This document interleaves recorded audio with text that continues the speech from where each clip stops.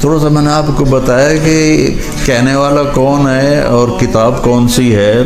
ہم نے تو صرف قرآن خوانی کے لیے قرآن رکھا ہوا ہے، ختم پڑھ لو اس کے لیے قرآن رکھا ہوا ہے. اور ہمارے بیچارے قرآن جیسا مظلوم کم از کم بر صغیر میں تو شاید ہی کہیں ہو، بالکل ان پڑھ خطیب بن کے بیٹھے تقریریں کر رہے ہوتے ہیں.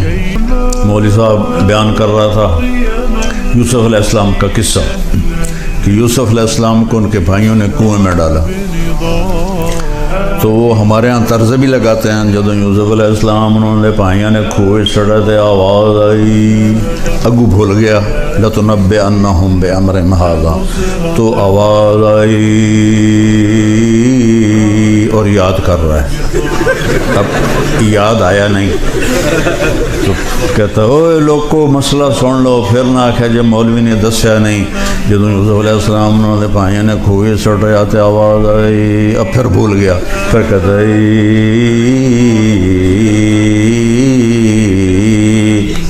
پھر یاد نہیں آیا. اس آگے جو ہون نہ دسیا تو میں نے لتر پہن گئے. اوے سن لو مسئلہ غور نال سن لو، قرآن بیان کر رہے ہیں، میں کوئی خبراں نہیں سنا رہا. جب یوسف علیہ السلام انہوں نے بھائیوں نے کھوئے چڑھے تھے، آواز آئی کڑھم کڑھم، پانی میں گرنے سے آواز ہوتی نا، کڑھم، آواز آئی کڑھم. یہ تو قرآن کے ساتھ ہو رہا ہے. کبھی آپ نے اٹھا کے دیکھا کہ اللہ کیا کہتا ہے؟ کیا کچھ کرتے ہو، کیا کچھ پڑھتے ہو، کیا کیا پڑھائیاں کرتے ہو، ساتھ جاب بھی کرتے ہو. یہ جو ہمارے بچے آتے ہیں بیچارے جاب بھی کرتے ہیں، پڑھائیاں بھی کرتے ہیں. کبھی قرآن بھی اٹھا کے دیکھا کہ اللہ مجھ سے کیا کہہ رہا ہے؟ تو اللہ تعالیٰ نے کہا ہے کہ لِيَبْلُوَكُمْ أَيُّكُمْ أَحْسَنُ عَمَلًا، میں تمہیں آزما رہا ہوں. تم نے مر کے میرے پاس آنا ہے. تم میں سب سے خوبصورت عمل کون کرتا ہے؟ یہ نہیں کہا تم میں زیادہ عمل کون کرتا ہے، تم میں خوبصورت، زیادہ خوبصورت عمل کون کرتا ہے.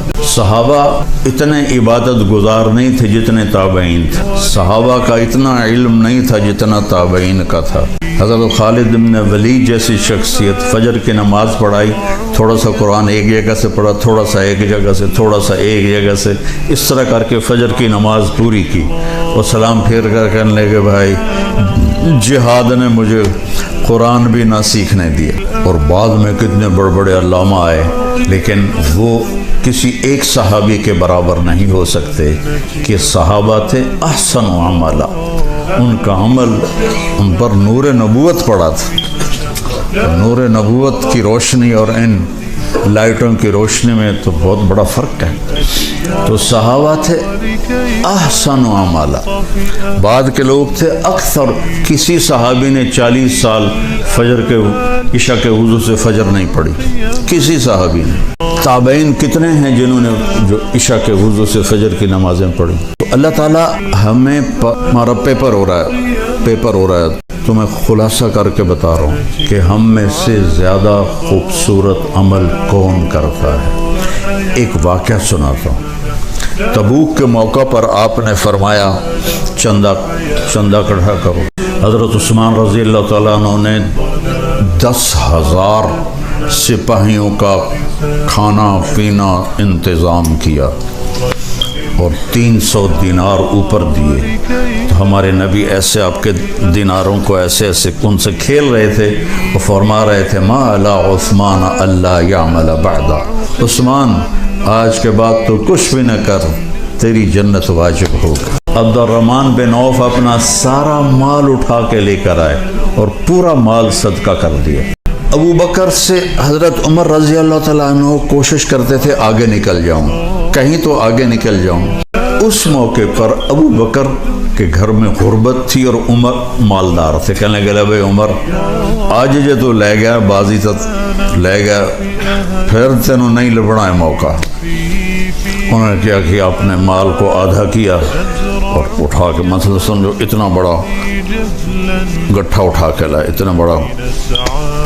ابو بکر رضی اللہ تعالیٰ عنہ نے چھوٹی سی گٹھڑی اٹھائی ہوئی اور وہ لے کے آئے. اب دونوں مال سامنے پڑے ہوئے ہیں. ایک یہ مثال ہے، اتنا ہے، ایک اتنا ہے. تو اندھے کو بھی نظر آ رہا ہے، ابو بکر تھوڑا لایا ہے اور عمر زیادہ لایا ہے۔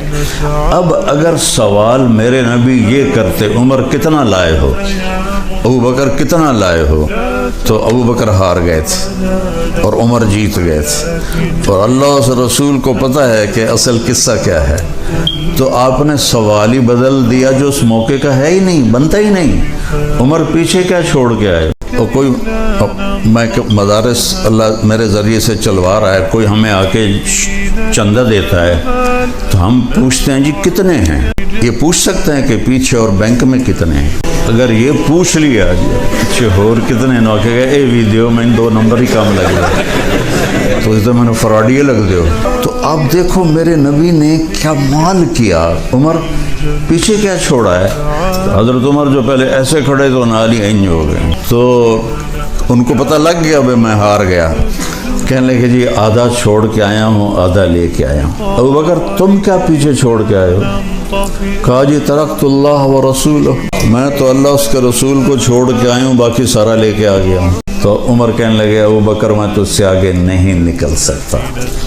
یہ بات میری واضح ہوگی کہ اللہ دیکھنے والا ہے کہ ہم میں خوبصورت عمل کون کرتا ہے۔ کثرت بھی مطلوب ہے لیکن اصل جو وزن پڑنے والا ہے وہ خوبصورتی کا ہے۔ قرآن میں 25 دفعہ احسن کا لفظ آیا اور خوبصورتی کے لیے ایک لفظ ہے حسن، خوبصورت، ایک ہے حسین، بہت خوبصورت، ایک ہے احسن، سب سے زیادہ خوبصورت۔ احسن کا لفظ قرآن میں 25 دفعہ آیا ہے، اور ایک آیت میں نے پڑھی تھی لَقَدْ كَانَ لَكُمْ فِي رَسُولِ اللَّهِ أُسْوَةٌ حَسَنَةٌ۔ آپ یہاں اچھی لائف کے لیے آئے ہیں، اتنا ہی پتا بھائی بھانڈے بھی آپ پہ ہی دھونے پڑیں گے۔ لائف خوبصورت ہو، وہ کپڑے، گاڑی، پیسے کے ساتھ اس کا کوئی تعلق نہیں، کیونکہ زندگی اندر ہے باہر نہیں ہے۔ یہاں اندر جب اندھیرا ہوگا تو باہر روشنی نہیں ہوگی۔ 100 بار چمن مہکا 100 بار بہار آئی، دنیا کی وہی رونق دل کی وہی تنہا، زندگی اندر ہے۔ تو میرے نبی نے فرمایا اگر اپنی زندگی خوبصورت بنانا چاہتے ہو تو مالدار ہونا شرط نہیں، سید قریشی ہونا شرط نہیں، انگلینڈ امریکہ میں رہنا شرط نہیں، غریب ہونا شرط نہیں، بادشاہ ہونا شرط نہیں ہے۔ میرے محبوب کی زندگی تمہارے لیے خوبصورت ترین نمونہ ہے۔ اس کے لیے حسن کا لفظ نہیں آیا، حسنہ کا لفظ آیا۔ سبحان اللہ، قرآن بھی کیا شے میرے رب نے اتاری۔ کسی کے چہرے پر تل ہو یہاں تو کتنا خوبصورت ہو جاتا۔ ہماری فیملی میں ایک بچی تھی، اس کے چہرے پر تل تھا، تو اس کی خالہ کی بیٹی تھی، اس کے چہرے پر نہیں تھا، کہتی پتر اے میری بیٹی دی گال دینا، اپنی گال ملا دے، شاید یہ بھی تل آ جائے۔ چہرے کا وہ تل جو پورے چہرے کو حسین بنا دیتا ہے اسے عربی میں حسنہ کہتے ہیں، حسنہ، حسن۔ یہی ہم سے منگوایا قرآن میں، ربنا آتنا فی الدنیا حسنہ نہیں کہا، حسنۃ فی الآخرۃ حسنۃ وقنا عذاب النار۔ کہ زندگی کو اگر خوبصورت بنانا ہے تو اپنے نبی کے طریقے پر آ جاؤ۔ مجھ سے ایک آدمی کہنے لگا آپ کو کون سا شاعر پسند ہے؟ میں نے کہا اقبال۔ کہنے لگا اس کے اشعار میں سب سے اعلیٰ شعر کون سا ہے آپ کے نزدیک؟ میں نے کہا کہ محمد سے وفاتوں نے تو ہم تیرے ہیں، یہ جہاں چیز ہے کیا لوح و قلم تیرے۔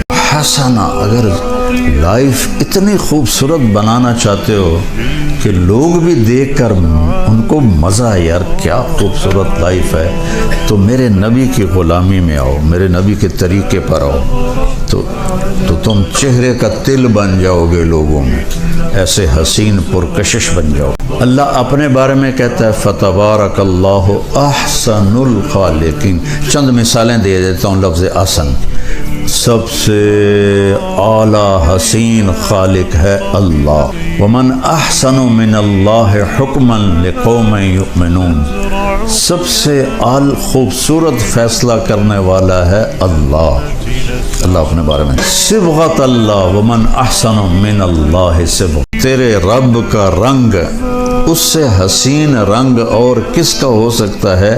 محمد مصطفیٰ صلی اللہ علیہ وسلم کی طرف اشارہ ہے۔ اللہ احسن، اللہ نے اپنے نبی کو کہا احسن، پھر کہا اللہ نزل احسن الحدیث، تیرے رب نے اتارا سب سے حسین کلام قرآن، سب سے حسین کلام، بہت خوبصورت۔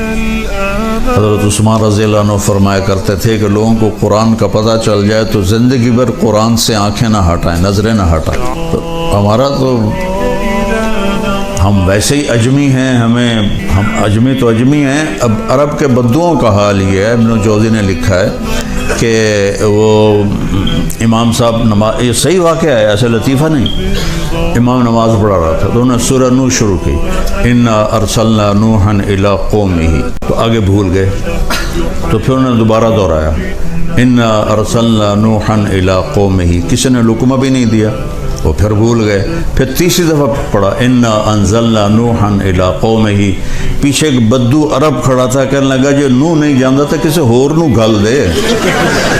یہ صحیح واقعہ ہے، لطیفہ نہیں ہے۔ اِلَّمْ يَذْهَبْ نُوحٌ فَأَرْسَلْ غَيْرَهُ، تو عربوں نے یہ حال کیا ہوا ہے تو ہمارا کیا حال ہوگا؟